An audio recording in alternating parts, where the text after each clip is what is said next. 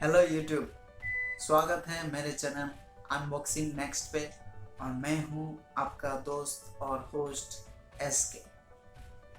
आज मैं आप लोगों के साथ एक ऐसे टॉपिक को लेकर बात करने वाला हूँ जिसका ज़रूरत आज बहुत ज़्यादा महसूस किया जा रहा है। घर पे ना जाके या ऑफिस से बाहर ना निकल के या जो अपना वर्किंग स्टेशन है उससे आप बाहर नहीं जाकर भी कैसे आपका जो लेन देन है, मनी ट्रांसफ़र है, वो कैसे पूरा कर सकते हो सेफ्टी के साथ। तो इस पर्टिकुलर टॉपिक के लिए मैं एक ऐप को एग्जाम्पल के तौर पे ले रहा हूँ, जिसका नाम है, आप सब इससे कई लोग इससे परिचित भी होंगे, फ़ोन पे। तो फ़ोन पे जो यूपीआई ऐप है उसको मैं इस सिचुएशन पे, इस टॉपिक के लिए एग्जाम्पल के तौर पे ले रहा हूँ। उसके द्वारा ही मैं आपको बताऊंगा और समझाऊंगा, दिखाऊंगा भी कैसे मनी ट्रांसफ़र किया जा सकता है कोई दिक्कत के बिना। तो चलिए बिना देरी करते हुए शुरू करते हैं। तो दोस्तों, पहले आपका जो मोबाइल है उसमें जाके प्ले स्टोर से फ़ोन पे का जो ऐप है उसको इंस्टॉल कीजिए। इंस्टॉल होने के बाद तो अभी नेक्स्ट ओपन पे क्लिक कीजिए। क्लिक करने के बाद कुछ ऐसा इंटरफेस होगा। आपका जो फ़ोन पे का ऐप है उसको खोलने के बाद कुछ ऐसा इंटरफेस आपको सामने दिखाई देगा। उसमें ऊपर की तरफ जो सर्कल किया हुआ 4 लोगो और ये आइकन दिखाई दे रहा है, उसमें जो सेकंड आइकन है देखिए, उसके अंदर लिखा है टू अकाउंट। इस आइकन के ऊपर क्लिक कीजिए। क्लिक करने के बाद ट्रांसफ़र मनी करके कुछ ऐसा इंटरफेस आएगा। ये 2-3 अकाउंट नंबर है जिसमें मैं पहले मनी ट्रांसफ़र कर चुका हूँ फ़ोन पे से, तो इस वजह से ये रिकॉर्ड यहाँ रहता है। अगर कोई आदमी के या कोई संस्था के अकाउंट पे अगर फ़ोन पे से आप ट्रांसफ़र करोगे तो आपको बार बार उस संस्था का या उस आदमी का अकाउंट का डिटेल्स इनपुट नहीं करना पड़ेगा, एक बार ही करना ज़रूरी है। उसके बाद ये जो रिकॉर्ड है ये अपने ऐप पे स्टोर हो जाएगा, ताकि आप जब भी उसको या किसी संस्था को पैसा भेजना चाहे या पैसा देना चाहे, पेमेंट करना चाहे, तो आसानी से आप शॉर्टकट तरीके से उसमें जाके आप कर सको। तो अभी कुछ ऐसा इंटरफेस आपके सामने दिखाई दे रहा होगा। नीचे की तरफ देखिए, पर्पल कलर पे एक टेक्स्ट लिखा होगा, ऐड बैंक अकाउंट। जैसे मैंने इन सबको पैसा भेजा था, लेकिन अभी मान लीजिए मैं कोई न्यू अकाउंट पे पैसा भेजना चाहता हूँ, तो नीचे जो है ऐड बैंक अकाउंट करके जो ऑप्शन है उसमें क्लिक करना पड़ेगा। तो आप अगर नए होंगे तब भी ये ऑप्शन होगा, अगर पुराने होंगे तब भी ये ऑप्शन होगा। ऐड बैंक अकाउंट करके जो ऑप्शन दिखाई दे रहा है उसमें क्लिक कीजिए। उसमें क्लिक करने के बाद ऐड बैंक अकाउंट का कुछ ऐसा इंटरफेस दिखाई देगा।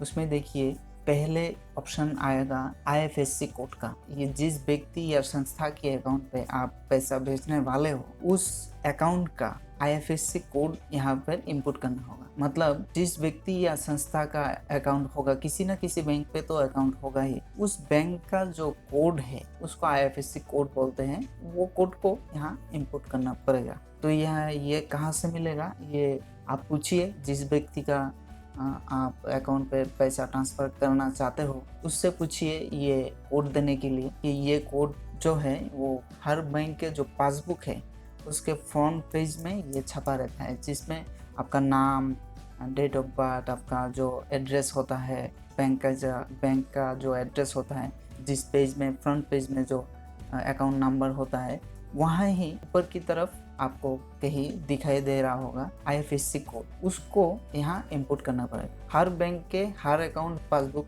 पे ही ये छपा हुआ होता है। तो ये कोई मुश्किल बात नहीं है इस कोड को मालूम करना, लेकिन ध्यान से ये कोड जो है, ये ध्यान से इस कोड को इनपुट करना, क्योंकि इस कोड के द्वारा ही आप जो है वो पैसा किस बैंक का किस ब्रांच पे पैसा भेजने वाले हो वो निर्धारित होगा। फिर सेकंड ऑप्शन आएगा अकाउंट नंबर का। जिस अकाउंट पे आप पैसा भेजने वाले हो उस अकाउंट का जो नंबर है उस अकाउंट नंबर को यहाँ इनपुट करिए। फिर थर्ड जो ऑप्शन है उसके अंदर आप देखिएगा कंफर्म अकाउंट नंबर करके थर्ड ऑप्शन होगा। तो ऊपर जो अकाउंट नंबर दिया है सेकंड ऑप्शन पे, वो सेम ही अकाउंट नंबर आपको कंफर्म करना है। फिर जो फोर्थ ऑप्शन है वहाँ पे आइए, वहाँ पे आपको दिखाई देगा अकाउंट होल्डर नेम। जिस व्यक्ति या जिस संस्था के अकाउंट पे आप पैसा भेजने वाले हो, अकाउंट पासबुक पे जो उस व्यक्ति का या उस संस्था का नाम छपा है पासबुक में, सेम टू सेम वही नाम आपको यहाँ इंपुट करना है। ध्यान देकर ये जो अकाउंट होल्डर का नाम है वो आपको भरना है, क्योंकि गलत होने पर ये जो ट्रांसफर है वो कैंसिल हो सकता है। और फिफ्थ और सिक्स्थ जो ऑप्शन है वो ऑप्शनल है, आप भर भी सकते हो, और अगर आप इसको छोड़ना चाहते हो तो भी कोई बात नहीं है। मेरे ख्याल से इसको दोनों को छोड़ देना ही अच्छा है। कितना लिखोगे, ठीक है ना, उसको छोड़ ही दो। तो ये 4 ऑप्शन मेनली ध्यान देकर भरना। उसको भरने के बाद देखिए आपका कुछ ऐसा इंटरफेस आएगा, नीचे कंफर्म बटन ग्लो करना शुरू कर देगा ये 4 ऑप्शन लिखने के बाद। तो ये 4 ऑप्शन अगर ठीक है, आप देखिएगा IFSC कोड डालने के बाद आपका बैंक का जो एड्रेस है वो नीचे ऑटोमेटिकली आ जाएगा। बैंक का नाम जैसे इस केस पे लिखा है बैंक ऑफ इंडिया, कहाँ का ब्रांच है, तो ये ऑटोमेटिकली लिखा आ जाएगा। तो आप इससे कंफर्म हो सकते हैं कि आप जिस अकाउंट पे भेजने वाले हो या जहाँ भेजने वाले हो वो क्या ठीक है या नहीं है। ठीक है, तो सब अगर ठीक है, आपको लगता है सब पूरा करेक्ट है, फिर कंफर्म बटन पे नीचे जो ग्लो कर रहा है कंफर्म, उस कंफर्म बटन पे आप क्लिक कीजिए। कंफर्म बटन पे क्लिक करने के बाद ऐसा कुछ इंटरफेस आएगा जहाँ पे आपको कितना पैसा भेजना है उस व्यक्ति या संस्था के अकाउंट में, वो आपको लिखना पड़ेगा। जैसे इस केस में मैं 800 रुपीज़ लिखा हूँ, ऐसे ही आपको लिखना पड़ेगा कितना पैसा भेजने वाले।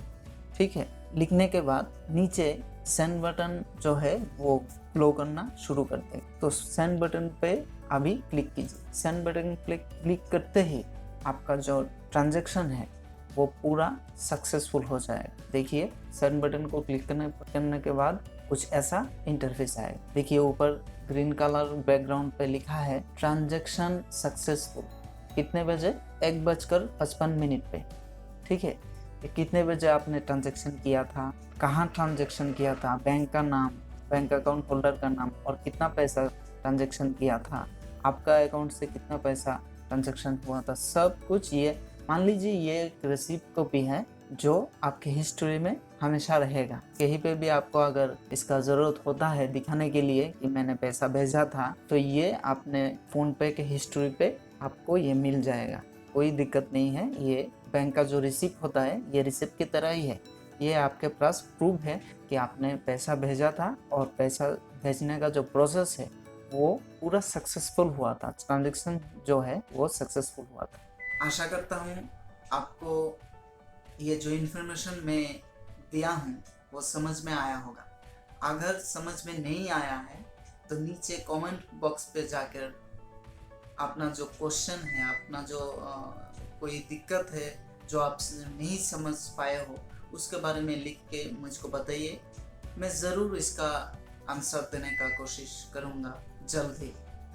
और अगर ये वीडियो आपको अच्छा लगा है तो मेरे वीडियो को एक लाइक कर देना, और अगर नहीं अच्छा लगा है तो एक डिसलाइक करके आपका जो रेस्पॉन्स है वो भी दिखा देना। और एक बात कहना चाहूँगा यहाँ पर, अगर आप मेरे चैनल पे नए हो और ये इन्फॉर्मेशन आपका अच्छा लगा है तो मेरे चैनल को प्लीज़ सब्सक्राइब कीजिए, क्योंकि मैं ऐसा ही वीडियो लेकर आता रहता हूँ।